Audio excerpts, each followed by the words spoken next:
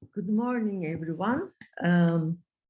This week, we are starting our class with a sentence that ends with an exclamation mark. And you see it on your screen. It is modern architecture is not a style. I wrote it in the form of a manifesto that we have talked about earlier, in order to make this sentence a memorable one that you would remember. The reason that we are starting with this sentence is one of the questions that apparently you have raised last week. And as far as I could understand, and it was a question about the reasons why modern architecture could spread to other places, could spread to the world so easily. I think that's a great question because it gives me the chance to go over some of the things that I have already told to you, and also perhaps add some additional opinions, additional information about modern architecture. Modern architecture, I mean, we have this tendency to think about modern architecture as a style among styles. And that is not exactly a very correct approach to modern architecture. One of them is that, I mean, we have been talking about modern architecture in relation to modernity, in relation to the modern era, in relation to modernization. It is actually the architecture of a historical period. It is the architecture of a certain time in the past, and perhaps even in certain sense a period that is still going on. And it has come into being as a result of developments in certain fields. No, we have talked about this. It's like technological developments, developments in materials, developments in social life, the existence or the emergence, the expansion of metropolises, the modern life, and all those developments, technological developments like the steamboat, the train, all those kinds of developments led to certain types of life. And that is kind of a larger development that led to a certain type of understanding about space and architecture. So it wasn't like just kind of a style that the architects were looking for, but it could have been done because of all those developments, because of the development of reinforced concrete system, because of the development of I-beam, the steel construction, because of the development of elevators. All those things led to these kinds of architectures. So that is one thing. I mean, we should stop thinking about modern architecture as a style that people saw in other places and and brought to their own local spaces, local sites, imitating those styles. That is not the correct way of approaching modern architecture. It is not a style. It has actually some material reasons for it, and social reasons and political reasons and philosophical reasons for it is coming into being. So we should stop. Style is not a very sophisticated concept. We should stop thinking about architecture in terms of styles. It's very superficial now. Instead of, remember what we have talked about. We have talked about spaces. We have talked about how modern architects were trying to shape spaces. They were playing, they were shaping masses, volumes. They were trying to create, shape spaces, but also lives. So it was much more than a style. First of all, that is something that we need to bear in mind. The second thing is we usually approach modern architecture as quintessentially European, American, well, quote unquote, Western. And then we have this whole narrative about modern architecture emerging in Europe and the US, and then spreading to other parts of the world by different means. And that is also not a correct way of approaching it either. Nowadays, we talk about global modernities. We see modernities, modernisms as happening throughout the world in different shapes, perhaps, but equally at the same time. So when we stop thinking about it as something that originated from a center, from Europe, and then brought to other places as a kind of a way of mimicking what was happening in the center, we will be able to see modern architectures as also kind of local modernities, global modernities, different type of modernities. So if we think about it in that sense, in something that have been happening in different parts of the world because of larger developments, then we will not ask questions like why did it spread so pervasively. It is not like it is coming from the outside, because there was a whole development affecting the different parts of the world, and the modern architecture, different types of modern architectures were actually responses to modernity, that thing that has been happening. So I think that is it's important to bear these two things in mind. One of them is the fact that modern architecture is not simply a style; it's much more than that. The second one is not actually has a certain center, but it is a worldwide phenomenon. It's a global phenomenon, as modernity was also a global phenomenon.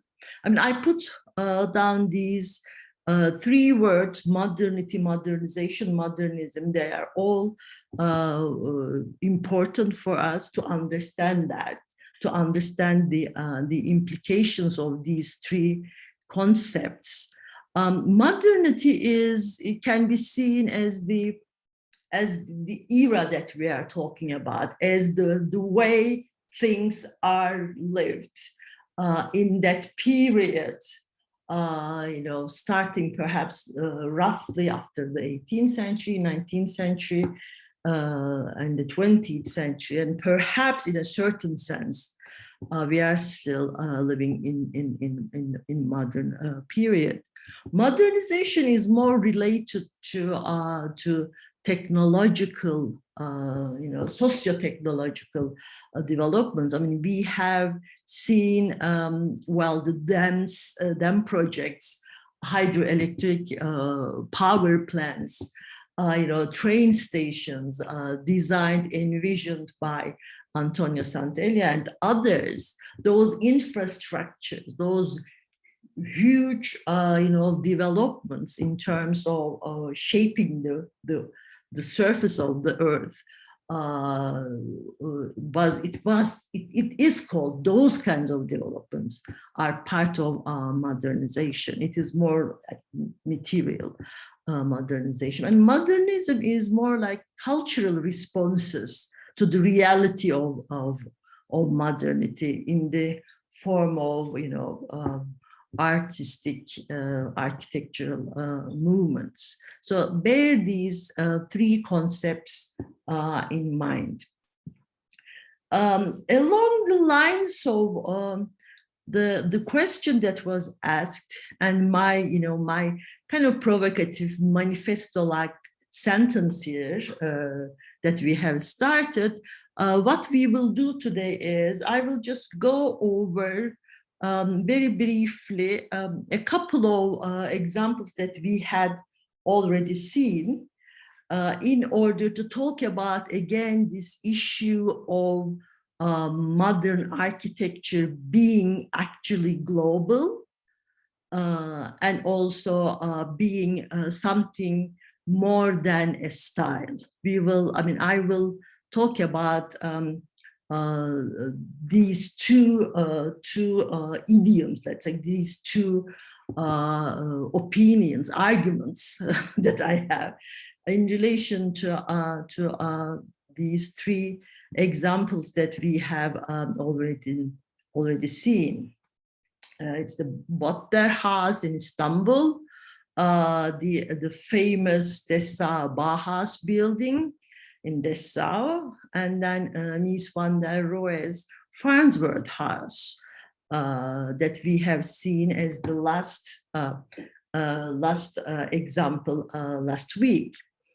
After doing that, going over this, what constitutes modern architecture or modern architectures, remember that we have been talking about modern architecture as something heterogeneous, as something having these different tendencies, strands within it, not a homogeneous monolithic block.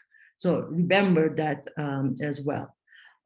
After that, we will talk about perhaps the most canonic architect of modern architecture, Le Corbusier. And here you see his real name that he changed. Le Corbusier was a Swiss architect, then he became French as well. So he's a Swiss French architect, and he was very, very prolific. I mean, he was also a painter. He produced writings, books. He published his own works.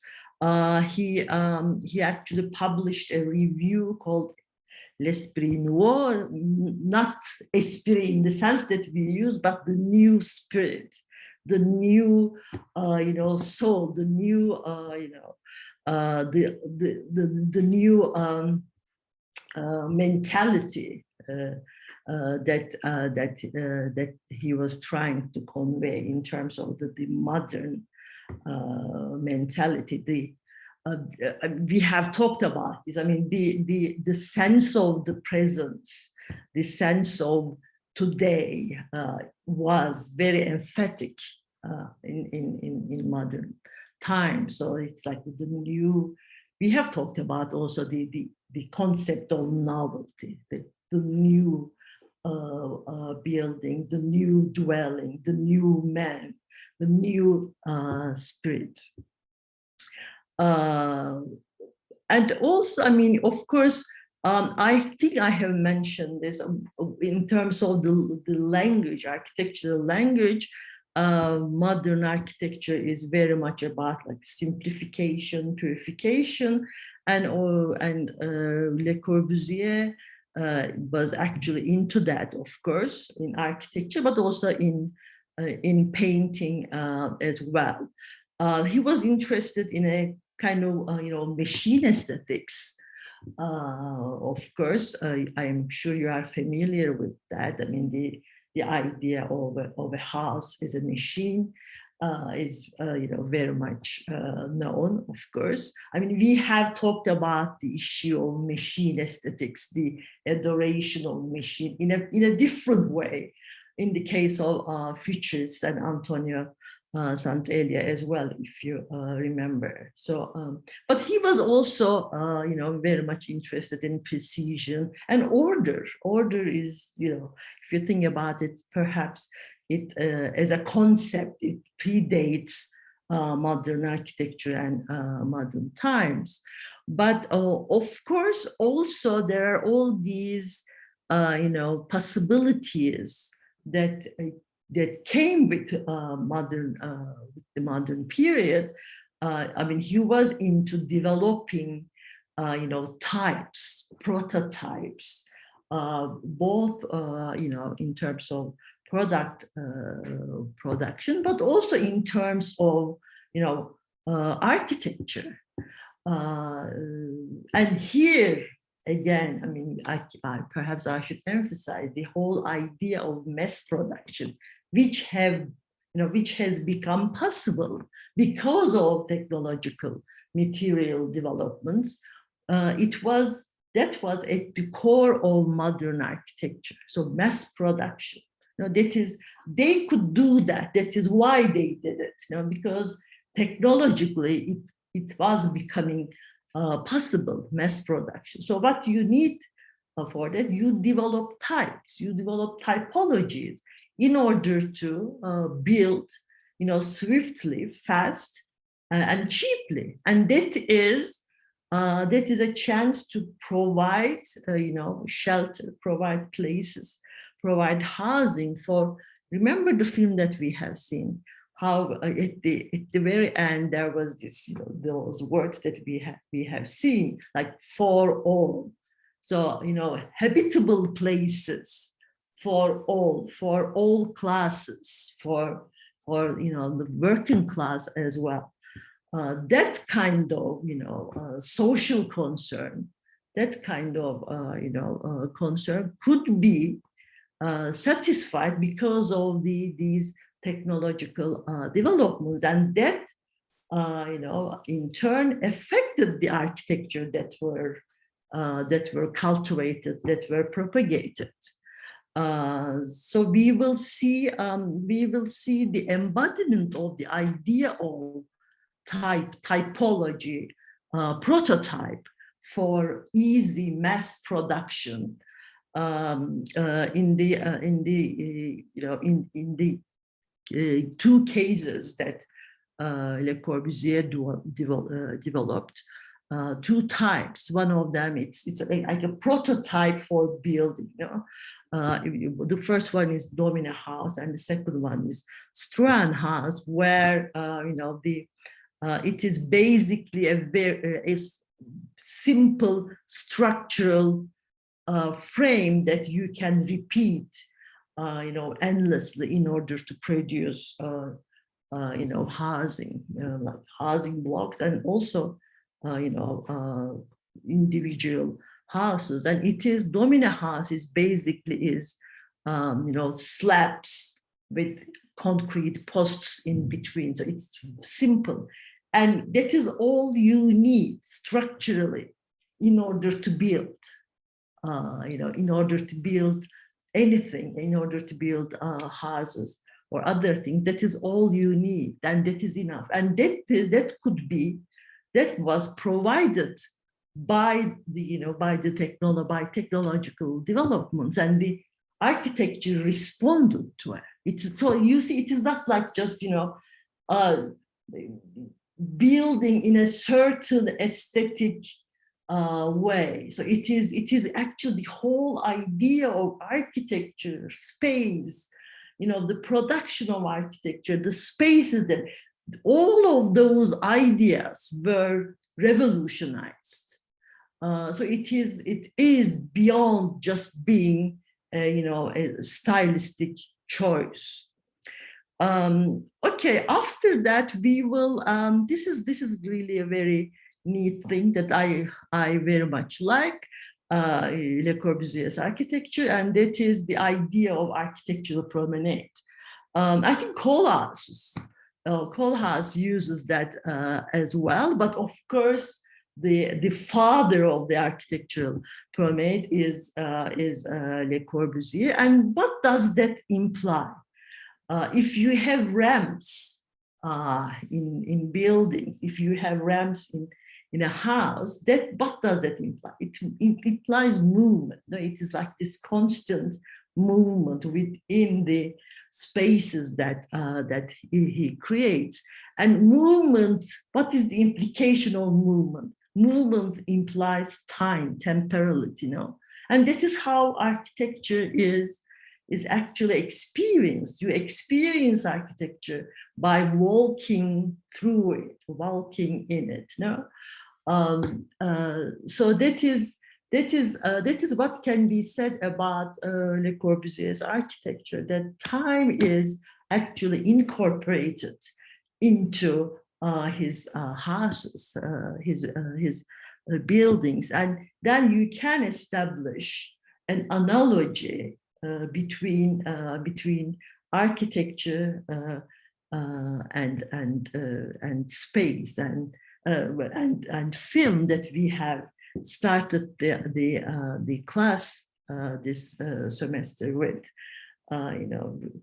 It's like a film. The spaces, the places, the platforms that you walk, one by one, or the ramps that you climb in the house is kind of, it gives you these views, like these vistas. And if you put them if you think about them like screens, if you think about them like one shot after the other, they kind of create a elongated shot like in a film. So there can be a analogy between the experience of architecture and the experience that the film can provide. So we will look at 3 examples by him. One of them, the first one is in an urban context. The second one is outside the city, in a rural context, we can say. And the last one is a residential block. That is kind of a very, quintessentially modern type, the apartment block. It's the residential unit. It's unité d'habitation that were built in different places, but we will be looking at the Marseille one. Okay, so after Le Corbusier, we are going to the US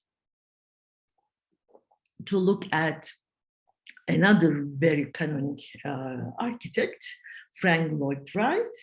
Again, a quintessential modern architect, but then his architecture is so emphatically different than Le Corbusier's. We will see that. I mean, as opposed to the very mobile, very mobile architecture of Le Corbusier, where the architecture induces you to move, to walk.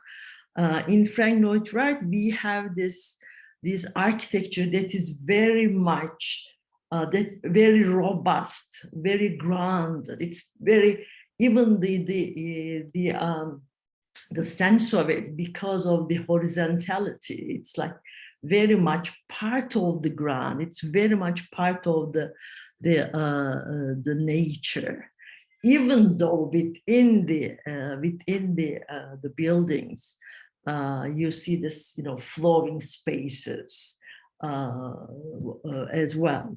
But in terms of the sense that it conveys, it's different than Le Corbusier's architecture. And we will see again very canonical examples, an early example, an early house in Chicago, then the famous Falling Water House or the Kaufman House, much later actually in 1936, and then the very famous, interesting museum building, Guggenheim Museum in New York of 1940s. Okay, so let me stop sharing this and go to, just a second. Okay. Yeah, I think I could do it. All right. So as I told you earlier, what I would like to do first is just go over quickly, a couple of, okay, no, this is, sorry.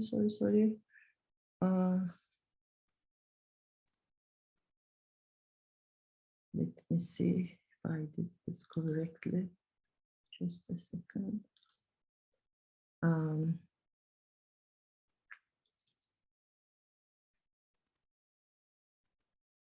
Okay. All right. I think that should be fine. I thought I put some other slides as well, but no. But okay. I think you will be able to remember when I tell you. Okay. What I'm showing you is that we have something that we have seen, I think the first week, when we were talking about Art Nouveau. Remember, the new art of the end of the 19th century, when this was a very widespread position in let's say modern architecture, very early modern architecture. So you would see this everywhere in Europe, but also, of course, also in Istanbul. This is the Botter House, designed by Raimondo Daronco. At the beginning of the 20th century. I'm showing you this just to emphasize that this was happening also in Istanbul. I mean, this is a kind of a rental house block. It is a modern type. It's an urban modern type, which was being built not only in Europe but also in Istanbul. I mean, you have covered Istanbul, I guess, or perhaps you will do it later. But all those developments that we can think of in terms of building of train stations, the planning of the cities, building new larger roads and boulevards and all those modernization developments were actually happening everywhere in Istanbul as well. So just to emphasize the fact that modern architecture was not just happening there in Europe, but also in Istanbul. I just wanted to remind you the Botter House, which is actually on Beyoğlu, on İstiklal Caddesi, that was built at the beginning of the 20th century in this very well-known idiom of Art Nouveau. I was going to show you also the Dessau Bauhaus, but for some reason I think those those slides were gone. I think I didn't save the slide PowerPoint, my PowerPoint. So some of them are gone, but I would just like to, remind you that just remember the facade of the Bauhaus, Dessau Bauhaus, the curtain wall, the huge glazed facade, the huge transparent facade with the structure behind it, with the columns behind it that you can see through. Or the dormitory building with its balconies jutting out. Or the bridge building where the cars can pass below. That could have been done because of the potentialities that reinforced concrete actually provided back then. And these came into being not only, this is just to emphasize the fact that it is not only about just creating a style. These developments in technologies, in materials, actually caused that kind of architecture, simplification of it, and also there wasn't any need to add something extra. Because they could do it with those technologies. They could do it simply with those technologies. So it was very much about the sense of the changed ways of life. And that was to a certain extent true, actually. The life has changed drastically, very much in the modern period. The metropolitan life, the modern life that we kind of are very much used to now, that we take as something natural, actually emerged in that period. So it is the sense of the architects were just reacting to the developments of the time. So also, I just wanted to show you that I couldn't perhaps in the next video, I will show you those images that I was planning. I was just going to show you Farnsworth House and then the I-beam, the steel I-beam that have become the trademark of Mies van der Rohe. Which has become some kind of an aesthetic as well, but actually it is a structural element. So because of the I-beams, because of the developments, in construction technologies, in steel construction technologies, you could actually build the Farnsworth House, a glass box as a house. The materials and technologies actually, provided that. So that is why, in a way, those kinds of architectures came into being. So that is, I just wanted to emphasize, the nature of modern architectures. Okay, I think we have covered quite a bit in terms of what modern architectures were. Let's move on. I think we are actually really going slow, so I will speed up a little bit. So I'm sure you all know this gentleman with the round glasses. So this is the famous architect Le Corbusier that I already mentioned. And I have talked about the issue of mass production in relation to Le Corbusier's architecture and how he came up with, types, prototypes for mass production. And this is one of those, and this is the famous Dobino house. As you see, it's basically a concrete posts and slabs. Very, very basic. This is all you need in order to structurally. This is all you need in order to be able to build. You don't need solid load-bearing walls anymore in modern times. So this is the Struan house, and it is another prototype. And you see, it is like this two-level, two-story high, type with a mezzanine floor, and he would use this as kind of a freestanding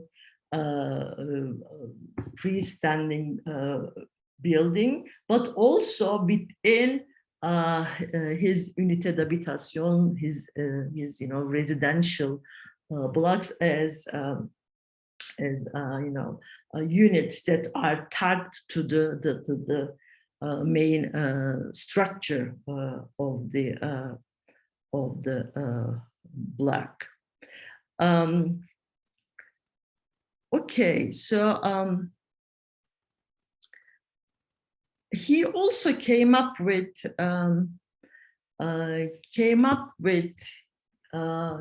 four points for modern architecture. Again, these were, of course, cultivated or thought by him, but the new technologies, new materials actually provided those possibilities. So he came up these five properties of modern architecture that should be used, that could be used. And the first one is, and you see here this, like in the film that we have seen, you see the old and the new, and the differences. So the first one is pilotis, and that is his idea of raising the buildings above the ground. So that is like because of the humongous, sometimes perhaps not humongous, but in the case of unité d'habitation, we will see that humongous columns can carry the buildings above the ground. And we have talked about the different relations of architectures to nature. In this case, we see that the architecture is raised above the ground. So it's above the nature. If you want, you can take nature below, or you can put your block on pilotis, and then you put this in a green environment. You can put different blocks in a green rural environment. So it is, it's above the nature, above the ground. And what you do is, instead you take the nature on top of the building. No, it's like, here, instead of this, more conventional roof, you can have a flat roof where you can use as a kind of a garden. So it is like with plants but not so. So the second point is roof garden. After that, you have here the third one is also a very, very crucial thing for modern architecture, and that is the free plan. free plan in the sense of, the separation of the structure of the building from, separating walls. So if you, separate those two, so you can have these flowing spaces that, goes from, through the columns and whatnot. So you can have these, free new forms, shapes for spaces, rather than this, like, kind of cubicle spaces or conventional load-bearing walls. So free plan, that is very important for modern architecture, and we have seen that in the case of Mies van der Rohe as well. You can just do walls, non-load bearing walls, just like kind of separation in order to define space, but that does not have anything to do with the structure. Along the lines of free plan, you can also, the fourth one is the free facade. It's the same principle with the plan. The free facade means that you actually separate the facade from structure. You may, that is like, you have a curtain walls. So so that is the fourth